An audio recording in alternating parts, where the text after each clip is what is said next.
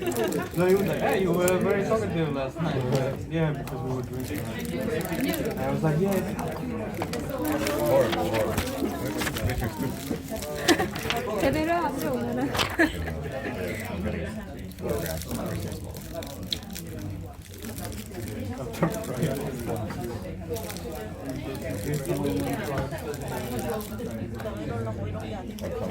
Saturday when we come to the bar.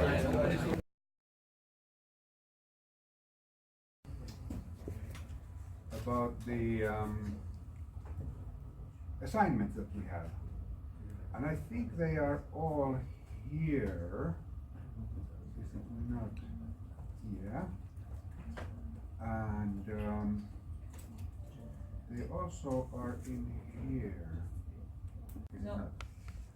But that's, Yeah, that's a good one. yeah. Bucharest. Okay. Uh-huh. So, Transylvanian castles. Okay. So, this is an experience that is provided by somebody, where you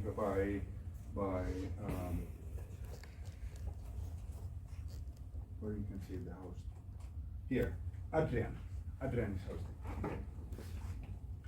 And he tells about his experience, and you can contact, you can book here, and you can see the reviews, and some basic facts here. Okay. So the idea for you is to go to look at some of the experiences, think what you could do, and then make a mock-up how it would look like in Airbnb experiences.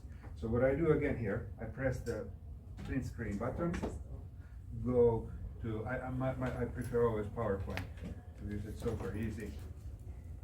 And I hate this now. It's always Haga Helia here. I just want a blank one, but I'll paste it here, and you can see that it becomes a picture here on top of everything here. And I need probably to crop it a little bit and so on, but to make it a presentation. Ta-da! And then you write your experience text and pictures on top of this. And when you come to the classroom when the sales pitch is, you present your 2 or maybe 3 slides. No fancy slides, just big screenshots what your experience would look like if it was there in Airbnb experience. Just convince us that it's nice. Is the best seller gonna get some prize? Like who convinces you the best? Do you want me to be the judge? Or do you want to be the judge? Or do we use outsider judge? Or do we just collaboratively decide who's the winner? There's no competition. Everybody's a winner. Everybody who participates is a winner.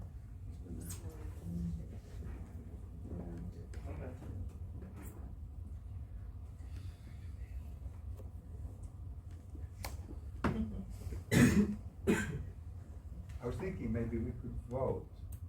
Okay. See? Better. Motivating us. Yeah. Like Mine is super creepy. I just No, want to it's have good. fun and then we'll say Okay, I it's don't fun. hear. So Who's the best convincer? yeah, so we can definitions. The exchange of a commodity for money. That's fairly simplified, is it not? You get money for something. I think this is even better. The activity or business of selling products or services. Aha, it widens it to services. Okay, this is a long one. A sale is a transaction between 2 or more parties in which buyer receives goods, either tangible or intangibles, services and or assets, in exchange for money, or in some cases other assets paid to the seller. All good definitions, are they not? I much prefer the last one here. Matching the product or service you offer with people or organizations who have a demand for that product or service. So it's not really transaction, it's a matching. And that's what I think sales is today, matching the needs and wants, and then again, what other parties have to offer. Makes sense, does it not?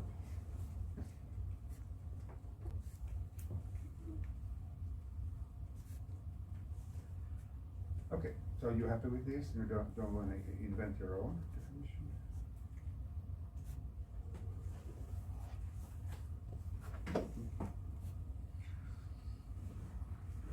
The main component, let's go through this slide.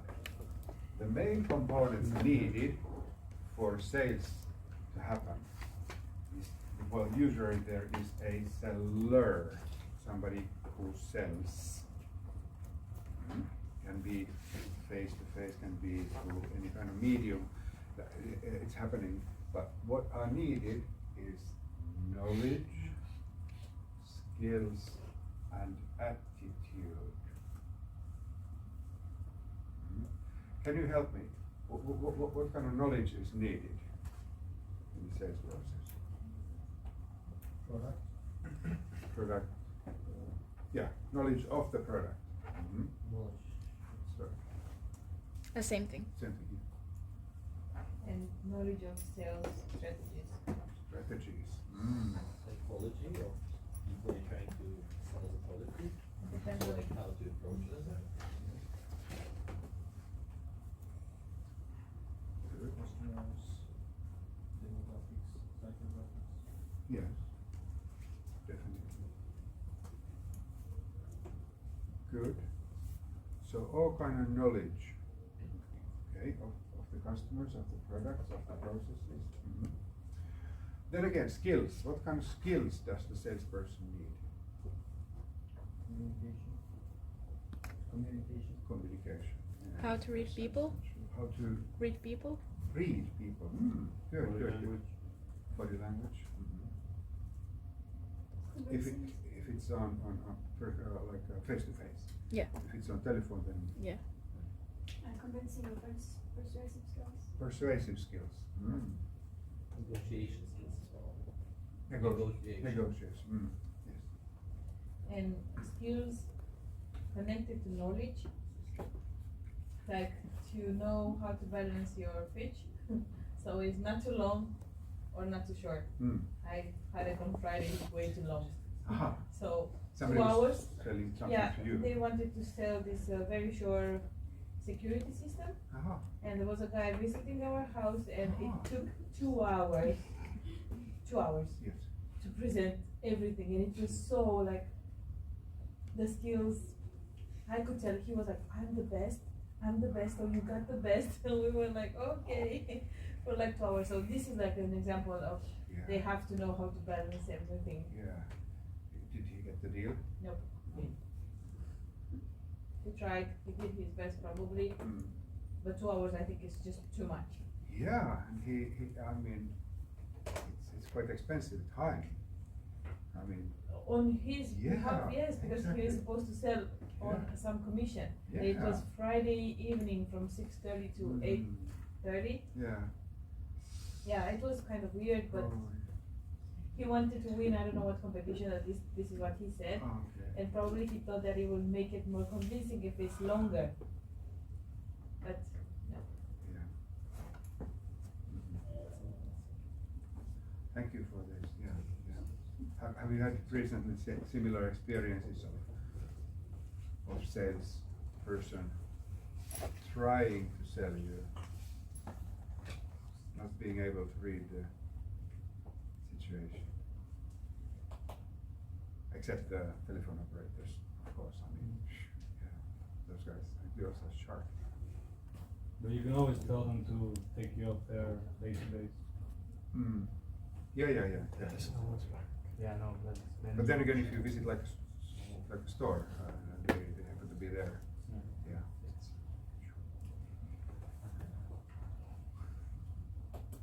Yeah. electricity provider, so when you change the company, they call after, and then I ended to say that the customer service was rude, and then they didn't have anything to answer, so then we ended the call. Because it was so long process to say that, hey, I have a new contract, it's okay, Yeah. I will come back if it's needed, Yeah. but it was just endless. Yeah. And calling again the next day and I told the same things. Definitely skills missing there. Yeah. Have you been in sales work, selling something? Yeah. What have you sold? Furniture. Furniture. Excursions to the guests. Excursions. Excursions. What type of excursions? Any kind of. I was working as a travel agent, like as a tour guide, so I sold everything like jeep safaris, river rafting, city tours, shopping tours, whatever. Okay. I'm selling brands, expensive brands products, expensive brand products. Brand. Yeah, like all kind of skincare, perfumery. Okay, not Louis Vuitton. Yeah, no, nothing, but it still sells. Yeah. So you still have to, make a person. Sure. Yeah. This today begins much earlier than you actually meet the customer. Much earlier. In essence, it begins when the customer first hears about you. It could be marketing message, it could be reviews, it could be something else. And here's some points I wrote you that what a salesperson can do to help this happen. They quickly change the window to that's so fast. So, reputation management. We know the reputation management from marketing in general that the companies use to control the reputation. So do the salespersons. So do, in essence, all of us. I'm sure you all have LinkedIn profile, don't you? Yeah. Well, you should. It's a reputation management channel that definitely is being used here in Finland at least. So, thinking yourself as a brand. Aha! Can Tommy be a brand? Tommy Hilfiger is brand, is he not? Maybe I'm not just that type of a brand, but I could be. And when you talk about brand later on, you know that brand is not something that you build and becomes. It's something in the minds of the other people. So maybe it is possible to build, in a sense, brand of a person in other people's minds. Term that you encounter a lot today is social selling. Social selling means that you are active in social media and utilize social media for your sales purposes. We'll look at some tools later on, but LinkedIn is a very good tool for this. You post interesting things, you repost interesting things that you find in the internet. You do content for the LinkedIn, and in that sense, you already start communicating with your potential customers, even you don't know them yet. Any of you have LinkedIn Professional, the paid version? No. It is there available.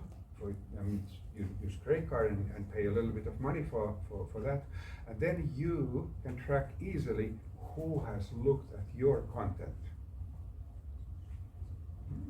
Aha! Somebody is interested in me, or maybe what I have to offer. Maybe I'm providing interesting information about Haaga-Helia, that if it was me. Maybe then we could utilize that as a lead. Maybe we would approach him or her with more content of what Haaga-Helia can offer the person. And other social media too, of course, Facebook, maybe Instagram, if you have interesting photos of your, let's say, Haaga-Helia education possibilities. All these are content that your potential customers could be seeing and experiencing.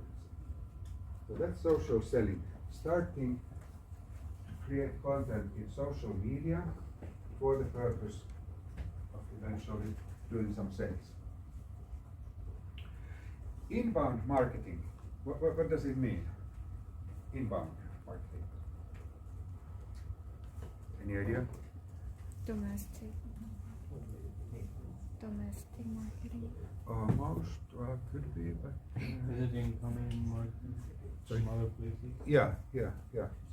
Incoming marketing. Incoming marketing. That's a nice term. I never heard that before. Thank you. Creative. Yeah. Well, if you think of communication, it can be push and it can be pull. Push is sending out message, maybe targeted messages, but sending out messages.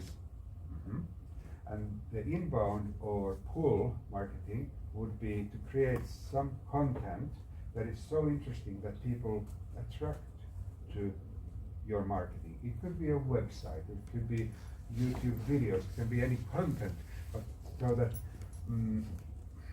people would be attracted enough to come and see and experience it, your content.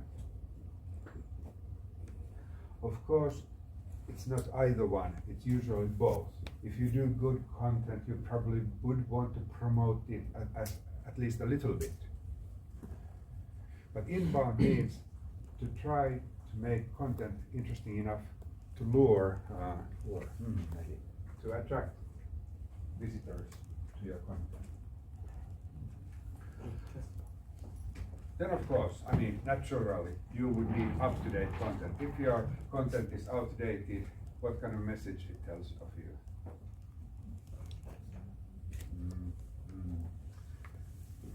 Yeah. Backlinks. What are backlinks?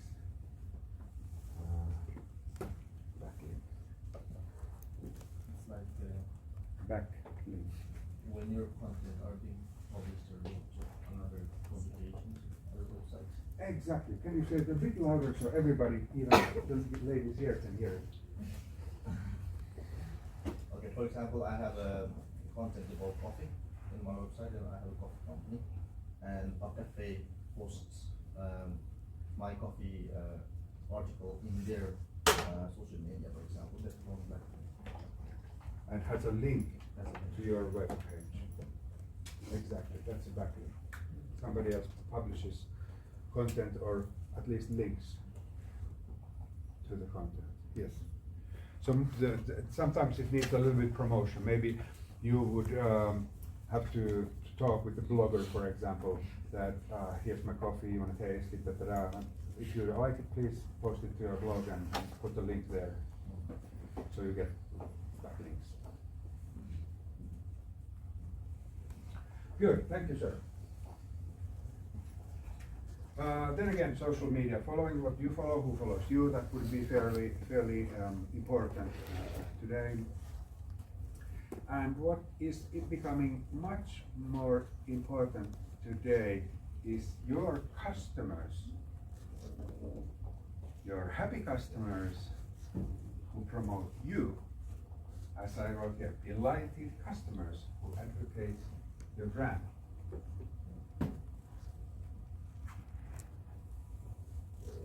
That's the best marketing.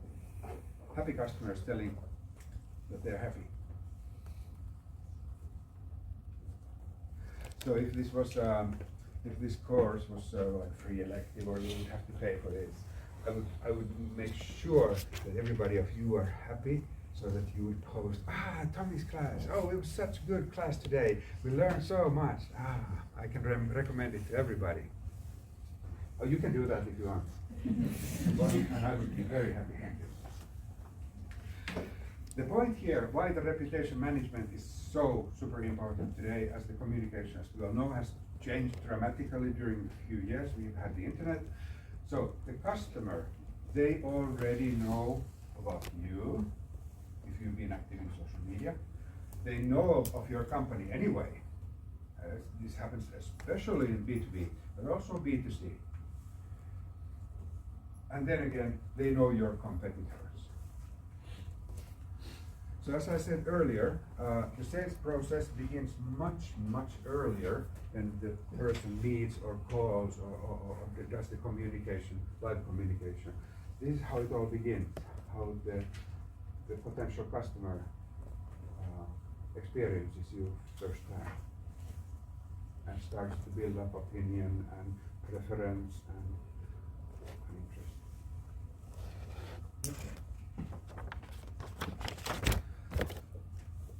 When salesperson starts to plan doing some sales operations, usually what is done first is some general preparation. As everybody says, do your homework before you sell. And this would be the homework. First of all, identify target audience. Sometimes it's very simple. There's a big company and they say, your sales target is this. It could be geographical, it could be the company size, it could be consumers of this and this type.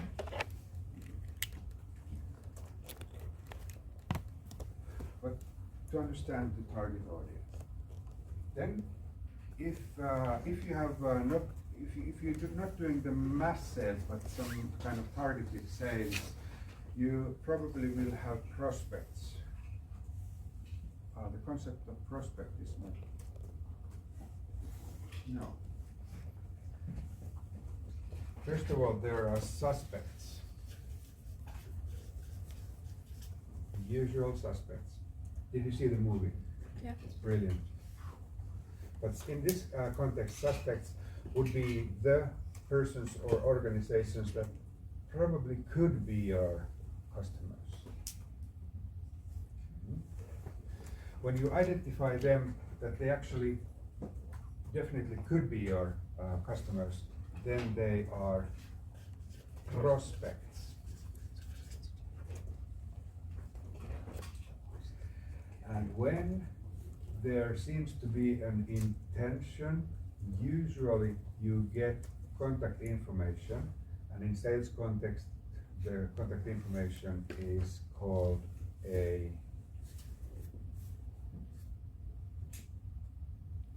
lead.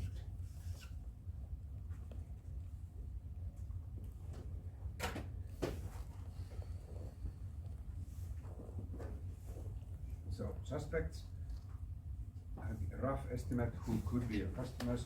Prospect, something that you start to focus on, and then when you get some kind of idea that of their possible interest, usually becomes a lead. In this world, lead quite often is an email address.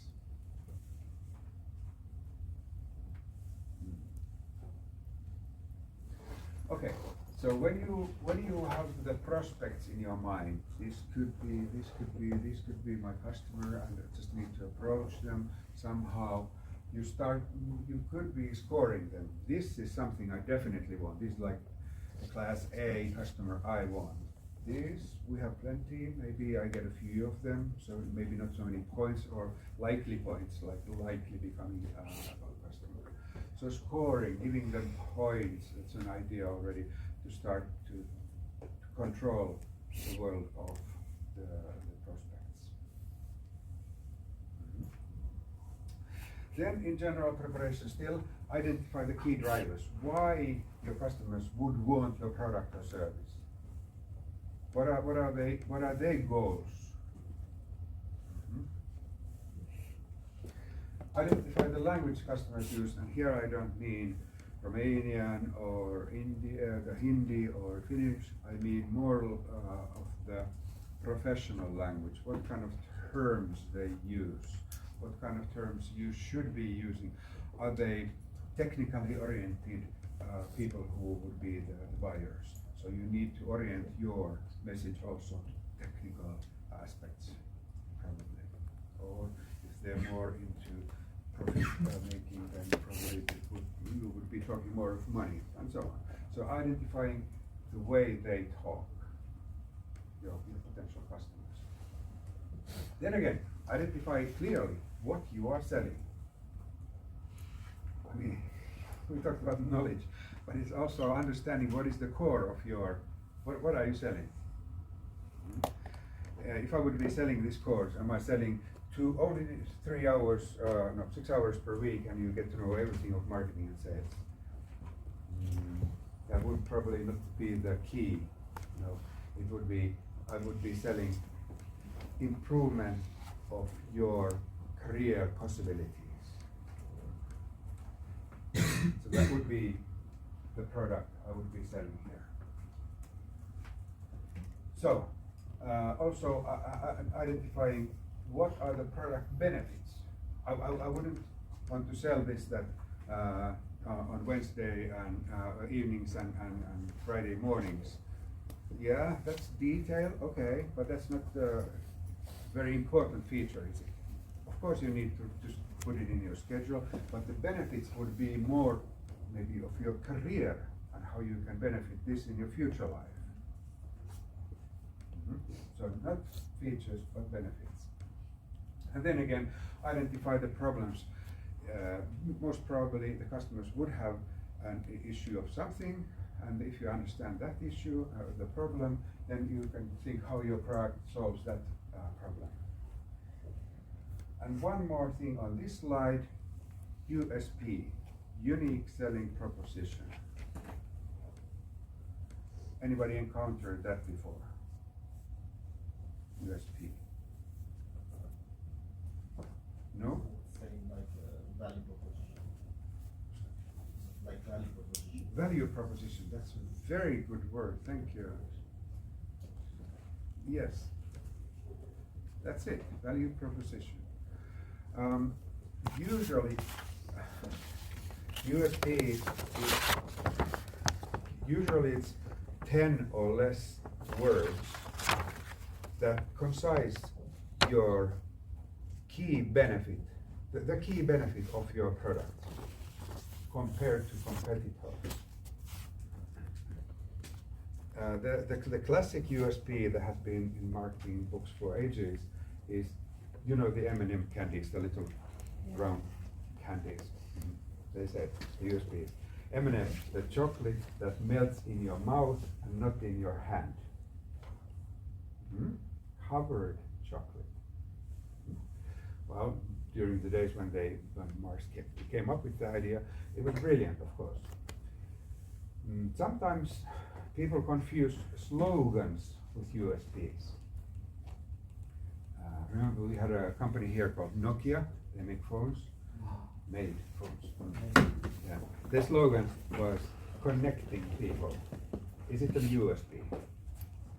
No, just a slogan. Very good slogan anyway.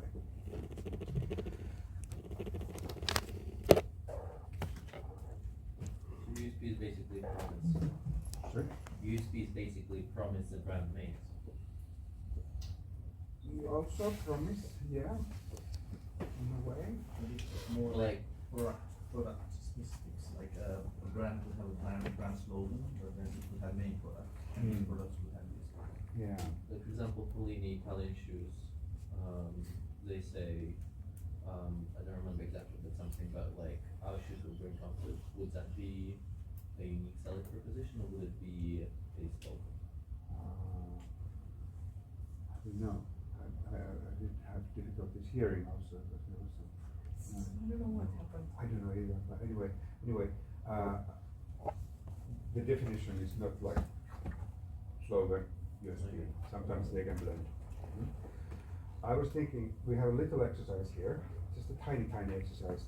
You talk with the person next to you, and you can Google USP, unique selling proposition. I'm sure there's many USPs there, but unique selling proposition. And then, could you please think of USP for Harlehelia?